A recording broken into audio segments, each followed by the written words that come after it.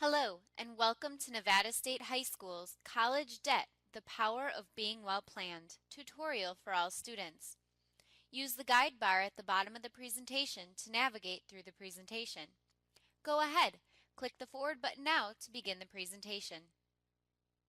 During this tutorial, we will discuss what college debt really entails, discuss 5 myths about paying for college and ways to help pay for college and lessen the debt.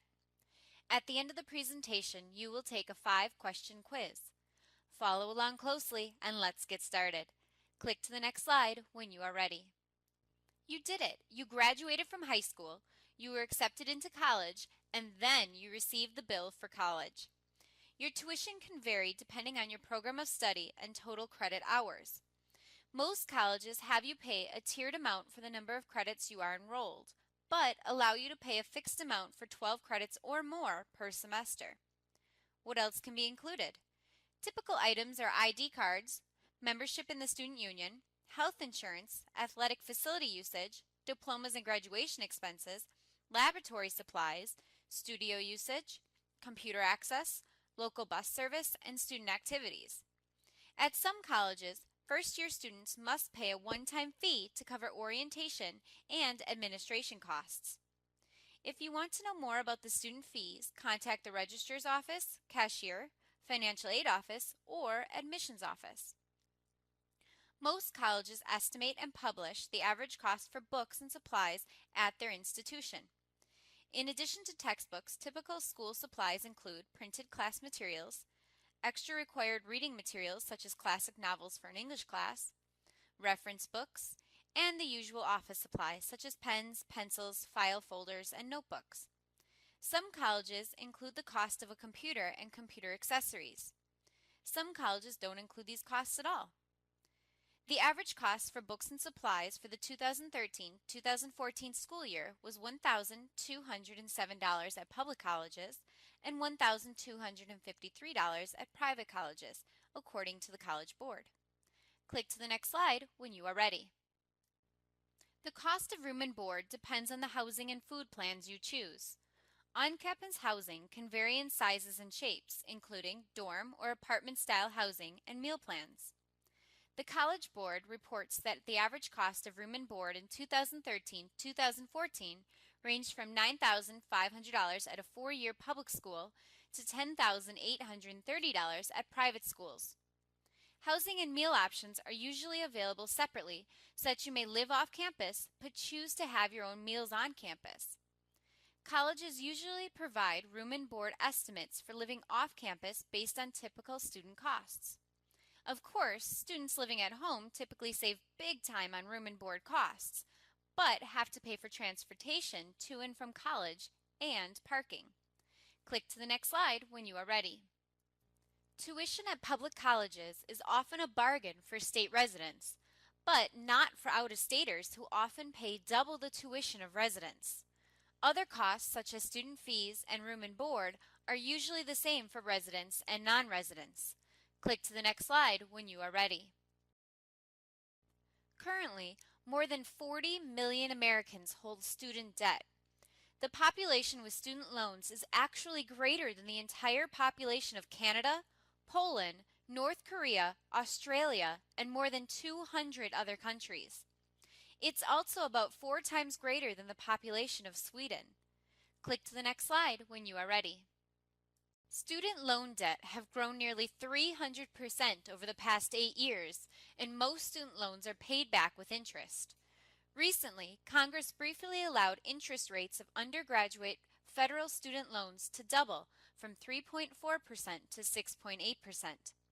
This didn't last long. However, the new deal reached this past summer isn't that much better. Now student loans will have variable interest rates, which can only go up. As the economy improves, the interest rates will rise as well and could eclipse 6.8% by 2015. Click to the next slide when you are ready. As illustrated by the following charts, the average debt for graduating seniors is only increasing year by year. This is why planning your courses well with NSHS is so important for college. Click to the next slide when you are ready. The average cost for a four-year public college from the 2013-2014 academic year was $22,826. This price only goes up for out-of-state colleges and private colleges. Click to the next slide when you are ready. While the troubles some college graduates face are real, the media tends to use these as misleading evidence that a college degree is no longer worth it. It's true that the current job market is hard for new college graduates, but the job market for college dropouts is even worse. Unlike college graduates, dropouts don't have a degree to count on and are unlikely to ever reap the benefits of their investment. College graduates generally bounce back the quickest after a recession because they have a degree that, imperfectly or not, indicates a certain level of skills and knowledge. Click to the next slide when you are ready. Considering the uncertainty of employment, some suggest that students should just avoid or minimize borrowing completely. But this actually may force students into a situation that puts them at risk for not finishing their degrees. For example, students might choose to delay their enrollment until after high school, enroll part-time, or work full-time during school as strategies to pay for school. But each of these behaviors requires students to juggle the competing demands of work and school and increases their chances of not graduating. All student debt is not bad, however, it will cost you interest to repay the debt. Some jobs may offer loan forgiveness after working within the field for a given amount of time, such as education, firefighters, and police officers. For more information about this opportunity, talk to your college academic advisor. Click to the next slide when you are ready. College graduates are not the only students who have student loan debt to repay. Those who don't graduate, or those who graduate with a degree that does not lead into a prospective career, also have to repay their loans. These students will have student loans and are more likely to be unemployed. If they have a job, they earn $5,000 less in median income than borrowers who graduated. Even worse, borrowers who drop out are 4 times likely to default on their loans than borrowers who graduate, according to College Board. Click to the next slide when you are ready. There are scholarships available for all colleges, including community colleges. You just need to do the research to find and apply for the scholarships. Click to the next slide when you are ready. The free application for federal financial aid, or the FAFSA, is often thought of as a fast track to student loan debt. This isn't true. What it really is an open letter to the universities students are considering that they want financial aid to help attend college. That help can come in the form of scholarships, grants, or student loans. Don't ever forget to fill this form out. More information on the FAFSA is available through another tutorial from NSHS. Click to the next slide when you are ready. You should know the answers to the following 3 questions. How much will college cost? Who will pay for what? And where will the money come from? Number 1. How much college will cost? To help you get more precise information, schools are now required to post a net price calculator on their website to provide families an estimate of the net price of college based on the student's individual circumstances. The calculator considers the student's income and assets and the parent's income and assets and other information, and it attempts to estimate the net amount the student and her family will need to pay, net of scholarships and grants, to attend that school. The idea is to give families some idea of what college will cost so that they can plan appropriately. Number 2, who will pay for what? In general, there are 4 major partners that play a role in paying for college: parents, students, government through financial aid, and your college. Where will the money come from?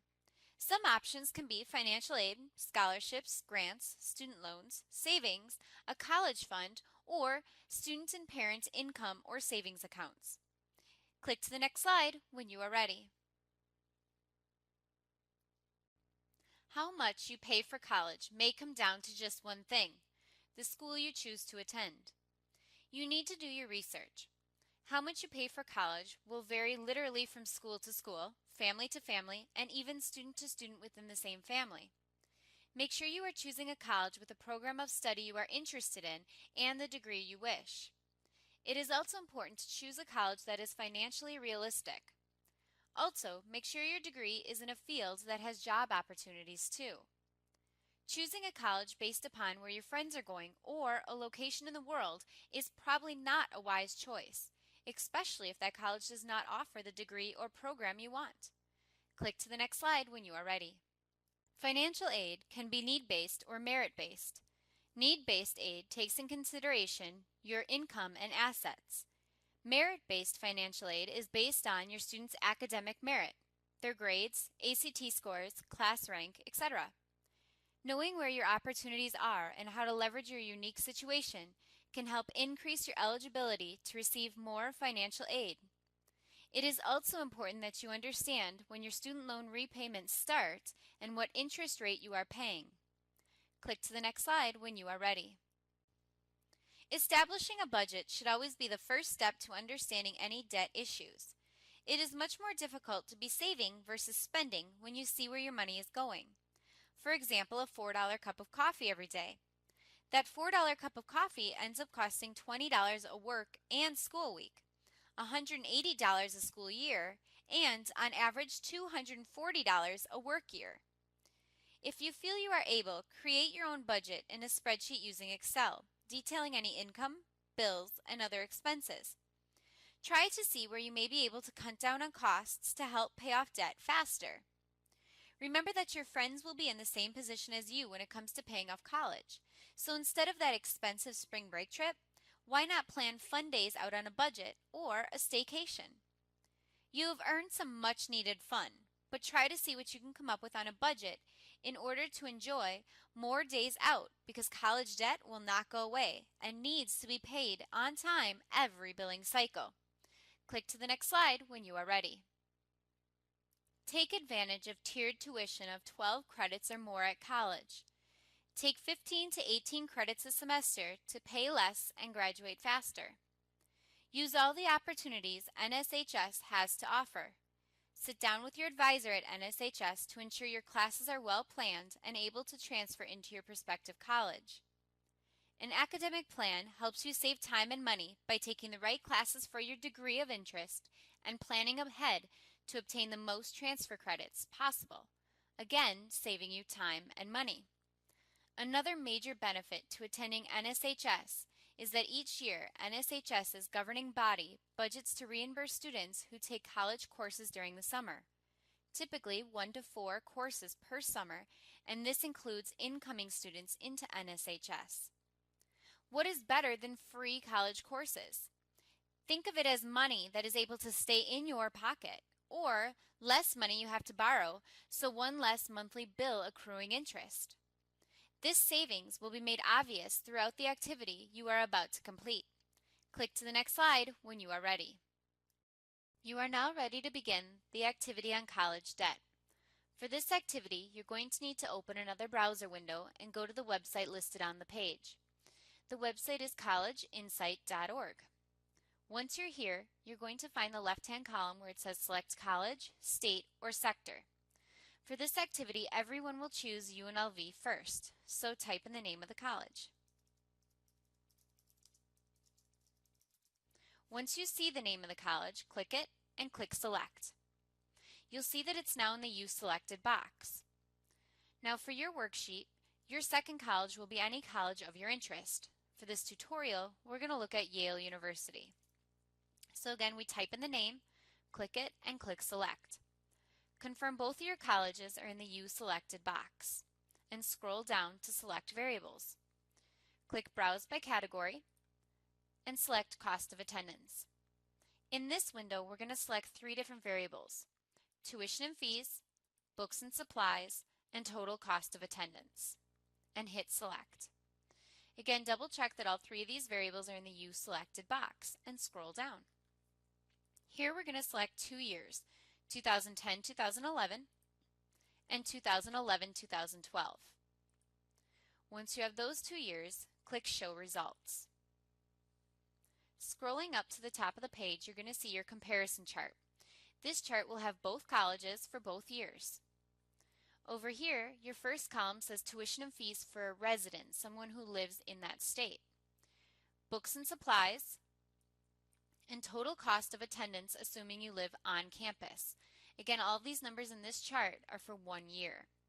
Now we're going to use these numbers in this chart to fill out the chart on the bottom of page 1 of your worksheet. So here's your worksheet on college debt.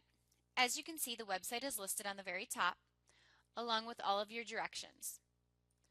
So this is the table you're going to use to fill in the information we just found on the internet. You'll notice that UNLV is already done for you. Yale University was the one that I just did as an example. So here's the information I found from that chart. In 2010-2011, Yale costed $38,300 for tuition. The books and fees were $3,100, and the total cost of attendance for 1 year at Yale was $55,300. In 2011-2012, you'll notice all of the prices increased. Tuition went up to $40,500, books and supplies went up to $3,150, and the total cost of attendance is now at $58,250. Once you're done filling out this chart, you'll go to page 2. At the top of page 2, you can read the things to keep in mind. Your directions are listed right here for you, but let's walk through an example. Again, on the first chart, you're going to notice that UNLV is already done for you. So here we're going to list the school, for example, UNLV, the total cost for 1 year for 2011-2012, which for UNLV was $22,864. We're then going to take this price and multiply it by 4. We're multiplying it by 4 to see the cost, or the average cost, of a bachelor's degree. Again, a bachelor's degree on average takes 4 years. So that means you would have to pay this price, assuming it doesn't go up every year, 4 times just to get that bachelor's degree. So we found that $22,864 times 4 years is $91,456. So that would be the price that you would pay, or about the price for 1 bachelor's degree at UNLV. Now we're going to take Yale. So we type in the name of the school, type in the total cost for 2011-2012, which for Yale was $58,250. Then we're going to take that price and multiply it by 4.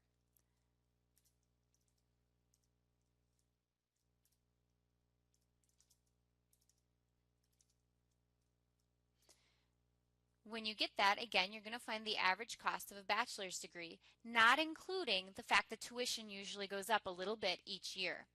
When we do multiply this number by 4, we get $233,000. So that would be the price of a bachelor's degree at Yale University. Now what we're going to look at is what happens since you went to NSHS. What are the benefits? Again, we're going to see how much you could save with planning well and your transfer credits. So again, UNLV is already done for you. The name of the school is UNLV. The cost for 1 year in 2011-2012 was $22,864. We're now going to take that price and multiply it by 2. Multiplying it by 2, you get $45,728. So what that means is if you plan very well and you were at Nevada State High School for 2 years and you could transfer 2 years worth of credits, you would save $45,728. Again, you would take your total price from your bachelor's degree, that $91,456 that we found up here, and subtract it by those 2 years. That means you're saving half of that money. Imagine saving $45,728. Now, some of you have only been with Nevada State High School for 1 year, so you would be able to take off the price of 1 year, $22,864. That's still an amazing savings. So again, you're going to do it for your college. So for example, Yale University.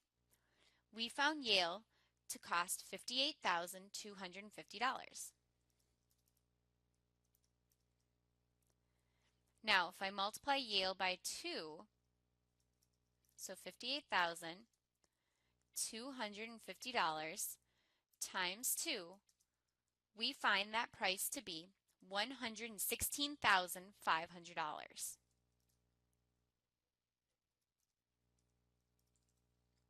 Imagine saving over $100,000. That would be the price that we're going to save if we go to Nevada State High School for 2 years, plan well, and have 2 years worth of transfer credits. So what we're going to do is we're going to take that $233,000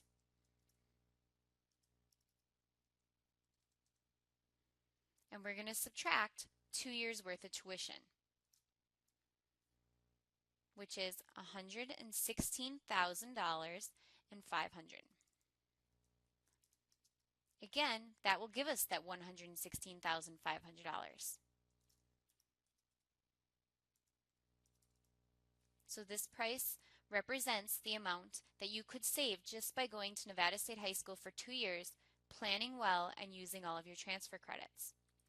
Let's say you only went to Nevada State High School for 1 year and wanted to transfer into Yale after that 1 year. Your 1 year, you would save an entire year's worth of tuition, $58,250.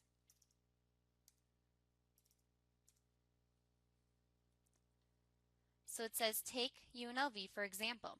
If you plan your courses well at Nevada State High School, you could save $45,728 on your bachelor's degree at UNLV. Again, these prices are from 2011 to 2012, so tuition's only going to go up, which means the amount that you're saving just by going to Nevada State High School will also go up.